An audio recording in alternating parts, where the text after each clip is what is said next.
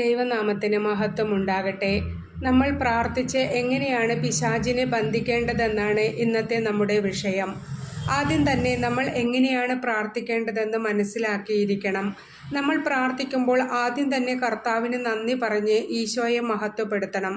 പിന്നീട് നമ്മുടെ കുടുംബത്തിലുള്ള ഓരോ വ്യക്തികളെയും ഈശോയുടെ തിരുരക്തത്താൽ പൊതിയാനും പ്രാർത്ഥിക്കണം. നമ്മളെ തന്നെ ശുദ്ധീകരിക്കണം. നമ്മൾ ചെയ്തു പോയ പാപങ്ങളും അപരാധങ്ങളും പൊറുക്കാൻ പ്രാർത്ഥിക്കണം. മാസത്തിലൊരിക്കലെങ്കിലും നിർബന്ധമായും കുമ്പസാരിക്കണം. എല്ലാ ദിവസവും നമ്മുടെ പാപങ്ങൾ ഈശോയുടെ മുമ്പിൽ ഏറ്റുപറഞ്ഞ് പ്രാർത്ഥിക്കണം. ഒരു വ്യക്തിക്ക് വേണ്ടി പ്രാർത്ഥിക്കുമ്പോൾ പ്രത്യേകിച്ച് നമ്മെയും ആ വ്യക്തിയെയും ഈശോയുടെ തിരിച്ചോരയാൽ മൂടാൻ പ്രാർത്ഥിക്കണം.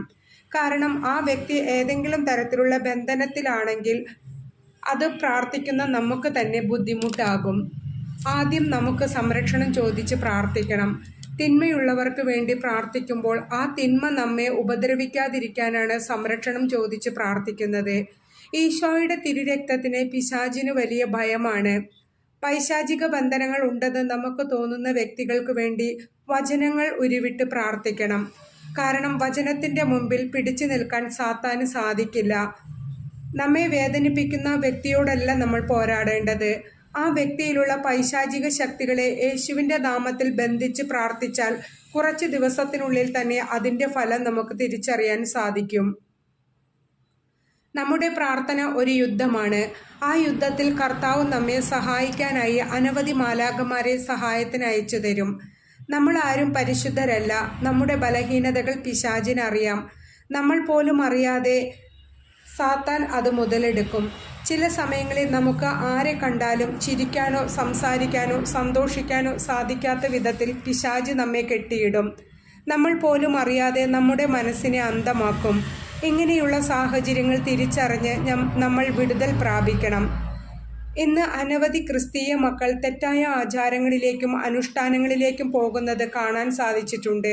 പ്രിയമുള്ളവരെ, ജീവജലത്തിൻ്റെ ഉറവ നമ്മുടെ കയ്യിലുള്ളപ്പോൾ ഒരിക്കലും പൊട്ടക്കിണറുകളും കുളങ്ങളും തേടി പോകരുത്. അത് ഒന്നാം പ്രമാണ ലംഘനമാണ്. അങ്ങനെയുള്ള കുടുംബങ്ങൾ നശിച്ച് തലമുറകൾ തന്നെ ഇല്ലാതായി മാറും. യേശുവിൻ്റെ വലിയ ശുശ്രൂഷയായിരുന്നു പിശാചുക്കളെ ബഹിഷ്കരിക്കുക എന്നത്. യേശു എവിടെ സാത്താനെ കണ്ടാലും അവിടെ നിന്നെല്ലാം സാത്താനെ ശാസിച്ചു വിടും. യേശുവിൻ്റെ മക്കളായ നാമും പിശാചിൻ്റെ തന്ത്രങ്ങൾ തിരിച്ചറിഞ്ഞ് അവനെ ബന്ധിക്കണം, ശാസിക്കണം. അതിനുള്ള അധികാരം കർത്താവ് നമുക്ക് നൽകിയിട്ടുണ്ട്. നമ്മുടെ കുടുംബത്തിൽ, ജോലി മേഖലയിൽ, വ്യക്തിബന്ധങ്ങളിൽ, ബിസിനസ് മേഖലയിൽ പലതരത്തിലുള്ള അസ്വസ്ഥതകൾ ഉണ്ടാകുമ്പോൾ ഈ വചനം വച്ച് ബന്ധിച്ച് പ്രാർത്ഥിക്കണം. മർക്കോസ് 9:14 മുതൽ 29 വരെയുള്ള വചനങ്ങൾ 3 പ്രാവശ്യം വായിച്ച് നമ്മെ അസ്വസ്ഥപ്പെടുത്തിക്കൊണ്ടിരിക്കുന്ന സാഹചര്യങ്ങളെയും വ്യക്തികളെയും ബന്ധിക്കണം. എൻ്റെ ജീവിതത്തിൽ ഈ വചനം വളരെ സഹായിച്ചിട്ടുണ്ട്.